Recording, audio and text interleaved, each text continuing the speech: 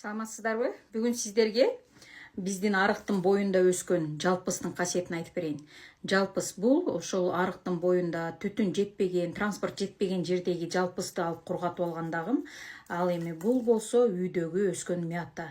Бул экөөнүн касиети бирдей эле да, бирдей эле дарылык касиетке ээ. Экөө тең жалпыс. Бирөө дикий, бирөө домашний болуп эсептелинет. Ал эми могу болсо бул какым кукумдун тамыры, жердин түбүнөн алынган тамыры. Бул болсо жалбырагы менен гүлдөрү. Бул дагы ошол кечкурун уже күн баткан маалдарда собирать этип алсак, терип алсак, аябай пайдасы чоң. Ал эми бул болсо баарыңыздар эле жакшы билесиздер, кийгот.